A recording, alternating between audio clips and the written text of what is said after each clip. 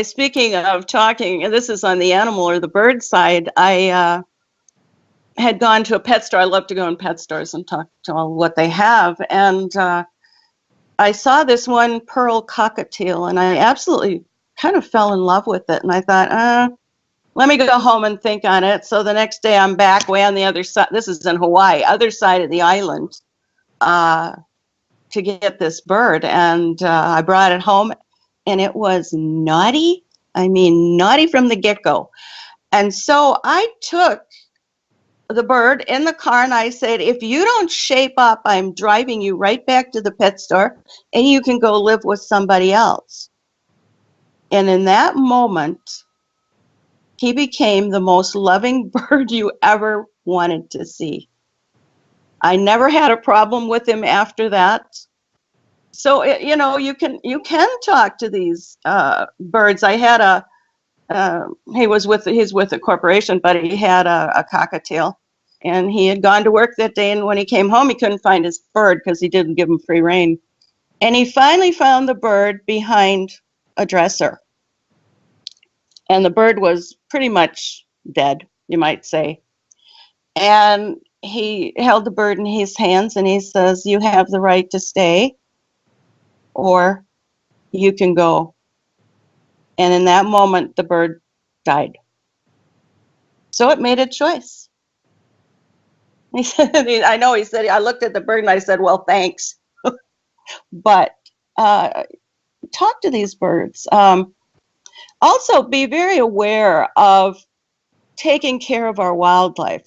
Our neighbor has a big bird feeder, and of course they eat over there. They come over to my house and drink out of the bird bath. But one day she heard this big thump on the window on our double glass sliding doors out to the deck. And she opened them, and here's a baby woodpecker who had flown into the glass door. And she said he looked unconscious, so she picked him up, and she said, I actually held him in my hands for over an hour, and he finally, came to. She said, I thought he'd never come to, but then she put him out on the deck, and he stayed for a while, and then he flew off. But, put something up on your windows so they at least can see that that's not a thoroughfare there. That doesn't lead to something, out wherever, Well, when Mike was talking about the fruits of his cherry tree and apple trees and all that, and what he thought to can you guys hear me okay? Yep. When I was at the University of Illinois in the mid-'70s, the University of Illinois has an agricultural research department that they do research for the farmers in Illinois and around the country, and they did a very interesting experiment. They were wondering what determines whether crop, whether it be corn or apple trees or whatever kind of plant has a fruit. And they did this experiment, and the experiment was to see if what it was that caused plants to have really good, successful fruit. And so what they did is they devised this experiment, and they did this for a whole summer long. And what they did is they planted these, or they took these crops and different things, and they divided the exposure of these different plants to be exposed only to sunlight, and they took a whole bunch of the other ones that would only be exposed to moonlight. So every time the sun came up, they would cover up the moonlight ones so they wouldn't be exposed to the sunlight. But at night, when the moon came out, they would uncover them, and these plants would be exposed to moonlight only. And then they had the ones that was exposed to sunlight only. And they did this for a whole summer, and they waited for the fruit to come to fruition. And they found out something very interesting. They found that all the plants, no matter what it was, that was exposed to nothing but sunlight had very good growth. The plant turned out to be really big and strong, and was a wonderful plant. And they had they found that the plants that were exposed only to sunlight, even though they were beautiful plants, if they were not exposed to moonlight, the fruit was shriveled up and almost worthless. And then they had all these plants that they exposed only to moonlight, but not sunlight. And all those plants, the plants themselves turned out to be almost completely withered and didn't grow very well, were very stunted in their growth, but their fruit was magnificent.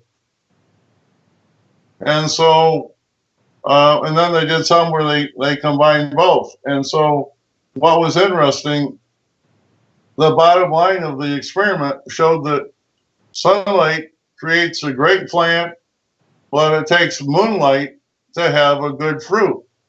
So I thought that was a very interesting experiment. So if you're going to be planting fruit trees or whatever you do, make sure you plant them where they can be exposed to moonlight as well as sunlight.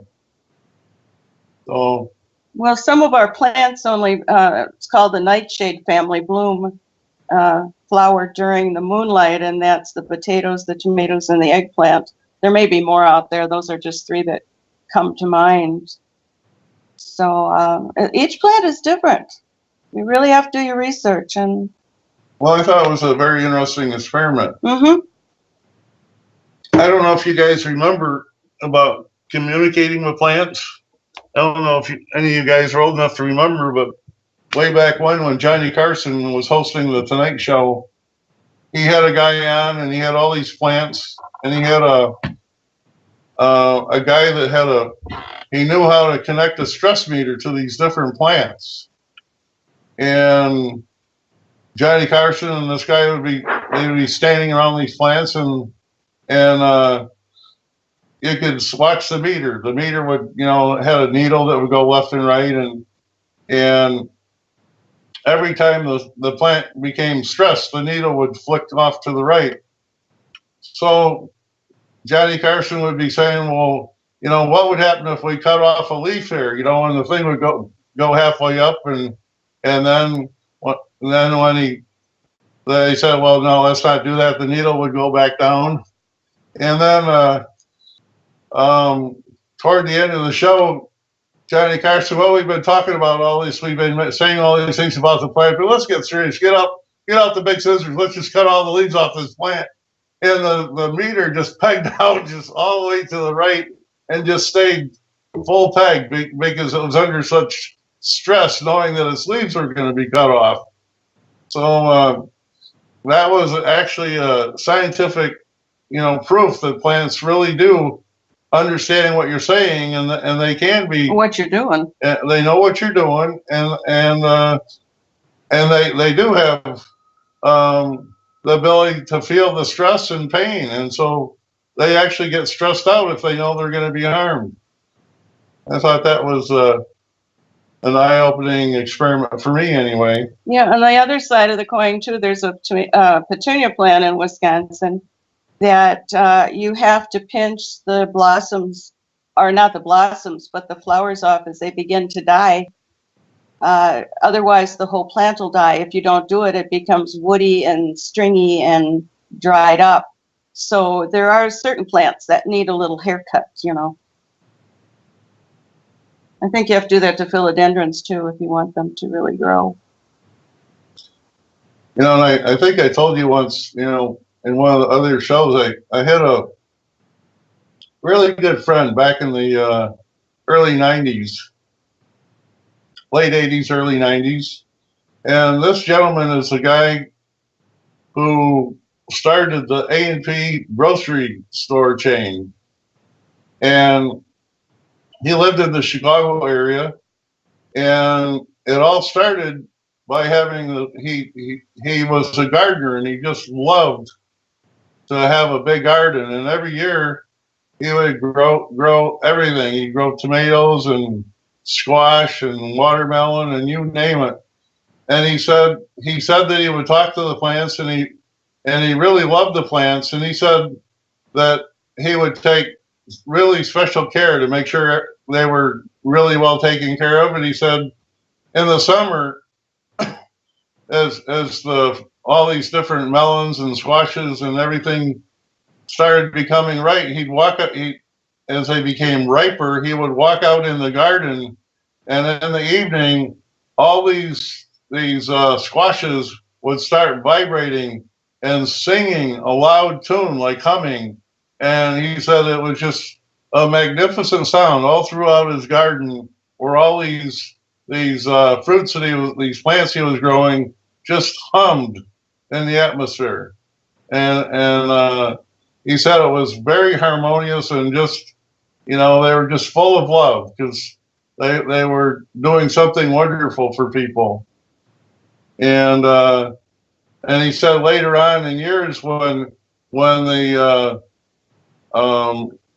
companies that grew these different types of plants and put fertilizer on it and weed killer and stuff, he said they never did that anymore.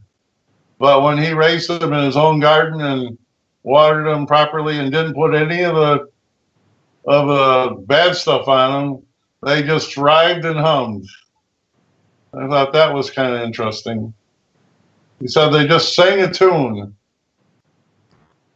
I was just thinking about how we eat the plants and the fruits and how we're part of that, whatever you call it, vegetable kingdom, like our hair, food chain, and our fingernails and our toenails. It seems to me, though. Okay, I'm back. Now, comment on that last little deal there. There's a lady on the East Coast that does healing with sound, and she has true ears, as they call them, because she can actually hear the sound, from everything. And she was amazed when she was in college, is when she found out that other people did not have this ability to hear vegetables like you're talking about, or hear actually the sound that people produce when they are talking. And she has a complete healing system where you take a client in and you have them talk to you and stuff, and then you take their voice and you put it on a program that does the pitch of the voice, and you can tell exactly what that person is missing in their body as far as vitamins and minerals and other things go. And you can play that one sound back to them, and it helps their brain think that they have that mineral or whatever it is they are missing. And then you can have them take whatever they need, and it will start them on a road to recovery, and it does work. But that being said, what I have a question for Duane. Duane, in the far country, Rebazar's talking to you and Paul, and he's talking about how a billion years ago on this earth plane, when the is decided to show itself to mankind and stuff, he says, in other words, it could manifest to men provided they would make use of their imagination. It was only through this faculty that it came to this level. And when it says this level, I perceive that it means it was able to come to the round worlds. Its purpose is to share real freedom. The great reality is part of every being. It is the sacred facility in man called the imagination. Duane, my question to you is, can you tell us how we use the imagination?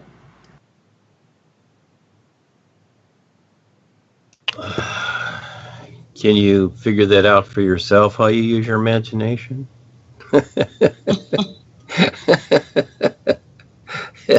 Well, you got to pay attention. So if you're asking the question, you're not paying attention. So it's really that.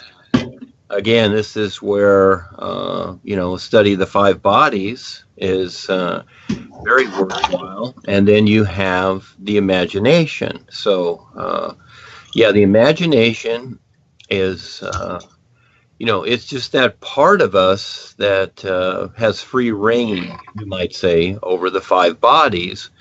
But at the same time, it's not the real awareness either. So this is where people get confused because they don't have all the right knowledge and information to go by because life is big, and it's understandable. But yeah, this is like recognizing the real you, like your intuition, just like you're talking about this lady that, hears what they do, what she does, and, healing and all this. Everybody focuses on something. And for most of us, we've been brought up in this iron age, and we're focused on, surviving, making a living, getting what we want, etc. It's understandable. So now this opportunity is available. And myself too, I was raised here. I see this. I have to deal with it. I have to deal with this personal self every day that I've created, and also pay attention. For me, again, what I've done is to start this off. You're asking about the imagination. Again, it's also recognizing your intent. That's very, very important because that's the heart of yourself. And yes, it's great that people, we're focused on the trees and the plants. And yes, this is something here, but it's not the primary reality of ourselves. It's something while we do here, and it is important because it's for survival and for those people that are struggling to survive here. And, as I'm listening to this, it's very good. And at the same time, you see how, for lifetimes we've moved in, we've rearranged the terrain, we've rearranged the environment, and now we're at that point where we have to figure it out because before it was fine. Just like the Indians, etc., just going back a few hundred years, they just lived with the natural environment. They didn't rearrange it. And so everything's been rearranged. So now we have to take the time to study what works where. And the same is that the bigger picture is with our five bodies, our intuition to gain insight. And yes, how does the imagination work with all of this? Well, again, this is where the sun shining comes in, and that is that, you are like the sun shining, you're a being of light. And can you see yourself like that? Can you imagine, first of all? And this is one of the techniques that Paul gave, the imaginative technique. And, for a lot of people, that was brand new. It's like, oh, gee, I have to imagine something. And, people are all the time, but they're not conscious. They're not paying attention to that. So that little story that Rivazar told, again, is a hint. It's not the reality, and this is where things become mistaken. It's not the absolute. It's simply a hint. The boys, through their experiences, they create examples to share for people to become more aware, to recognize this reality because it's far too real. But, eventually, as you do start to catch on, you start to see the difference. But it's a huge journey, and still as we have the personal self, I decide to have the personal self here, and at the same time, I have to deal with it. And the imagination is very, very interesting.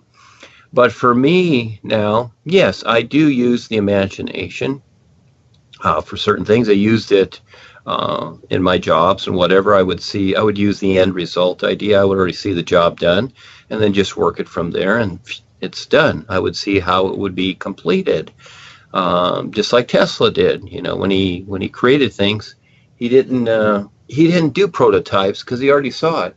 And just like me, when I did my business, I didn't do prototypes. I didn't pre-build a little tiny patio cover like they do when they're planning a big development or building buildings, they've got these little toy prototypes that they build, and it's like, oh, okay, this is what it's going to look like. Well, that's a huge development. Well, mine, I didn't do prototypes, I just built it. And so the imagination plays its part. And because we're in the physical sense here, you know, it all comes together here. So we kind of mash everything together. And, you know, the way things have come to be is that the imagination is really, it has been determined and seen and basically agreed to that it's the mind. And then it gets down to the brain. And so again, people imagine things, but they're thinking that, oh, that's in the mind. The mind is a computer. It's a storehouse. Your imagination is, you know, like an artist with a brush, the real you, and you can paint anything. And that's the imagination. The mind is a storehouse of information. And so that's like a book on the shelf. That becomes the difference. But you are the artist and you decide. That's your imagination in creation. And so how creative we wish to be and how we want to do our part here. And so this is where, you know, I've imagined these things. I've created these things, ideas to put out, so that people have the opportunity to understand, because most people can't see it or imagine it. So this is where when somebody like Felix, this little 9-year-old kid at 9 years old from Germany, steps up and does something, well, you know, again, he has a background of lifetimes or whatever doing something, and, you know, he's brought this through. He's had the courage to bring it through. So he imagines something more than just what he's seen. He sees a world of trees and how important they are. There's your imagination there in creation, how very important it is. And so it's more so than the programs, the religious, political, spiritual programs we've come through. You know, we go through that for a part of our literal self, but this is where we can become stuck also. In other words, just like what Sandy was talking about, these certain trees have to be, or Bob was saying that certain trees have to be, you know, the blooms have to be pulled off or whatever, because again, it's paying attention to how things work. And this is how they really are, how they're really being here or wherever, because, you know, creation is very important for all of us, and the imagination plays a part to see more than just our literal mind. But we decide to do that. But for the most part, most people are conforming.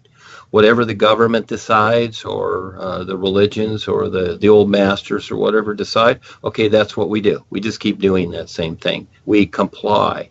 Well, with your imagination and your insight, etc., and eventually recognizing your real awareness, you start to see that, hey, there's more that's possible. And so as we are new here, we're always new, we go through the struggle of just providing something that makes sense. And this is what we went through at OCC, because we're dealing with literal minds. They don't want to use their imagination. They don't want to see more. We see a little bleep of it once in a while. So yeah, the challenge here with this, with the imagination and what we're doing, is huge, but it's all about free will.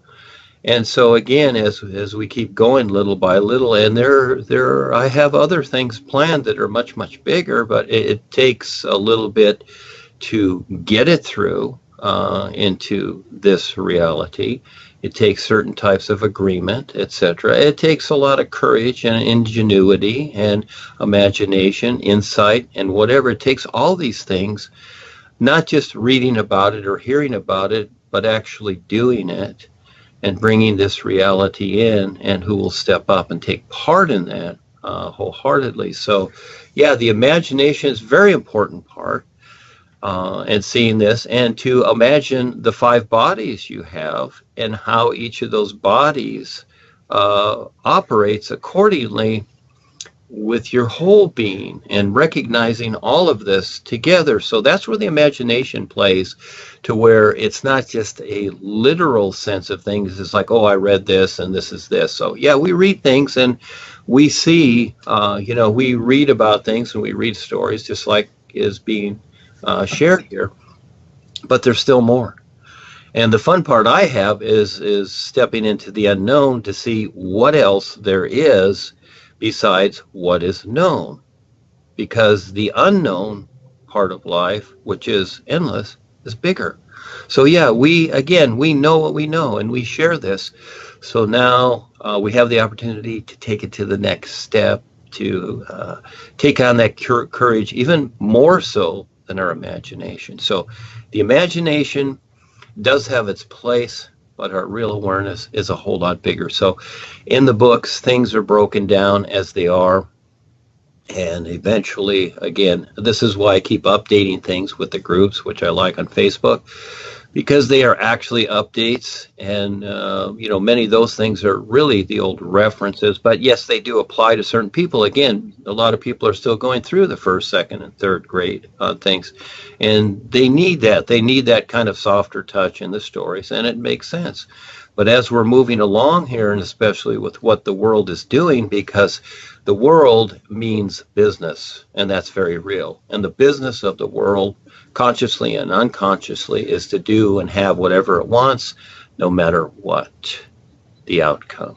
And the outcome is not good because it's grinding itself away. So we're not here to stop it, but we do have the right to decide something while we're here, and we see the overall, because again, creation is necessary.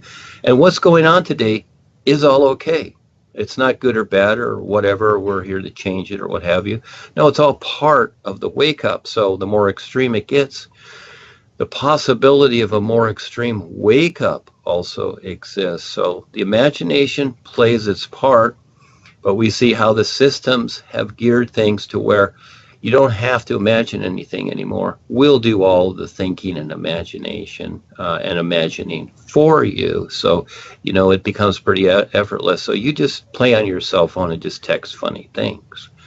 And so again, the individual decides with what they can see, with what is going on in the world.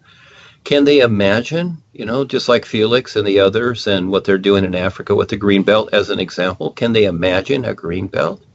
Can they imagine all of this? Again, that takes courage, because for the most part, even in the textbooks, it's talking about geoengineering and how this is the thing. You've got huge agreement there. And so all of a sudden you step up and you've imagined something else. Well, Felix had the courage. He's proved something, but then at the same time, the elites watch what's going on, the cabal, and all they do is wait for it to be to a certain point. They either take it over or they destroy it. Just like J.P. Morgan did with Tesla. He let him build his tower. He let him do all the stuff. And then when he had all the ingredients that he wanted, he destroyed it. And so watch out, because this is how the world is. So yes, we have the experience here. I'm not looking for the end result so much, because again, it's free will, and everybody has the right, good or bad or whatever, to deal with that free will, and we don't interfere. We just do what we can. That's the challenge. But yes, who has the courage to imagine more than what they see in front of them and that has been created? So that's where the imagination comes in. But the bigger step is to intuitively connect with all creation in some way, gain the insight to eventually recognize your real awareness. That's the bigger step, when everybody recognizes themselves as their real awareness, being to being. And then we can surpass this and allow the natural environment to do what it does, to where we don't have to keep trying to correct it. So that's one way to say it, Bill.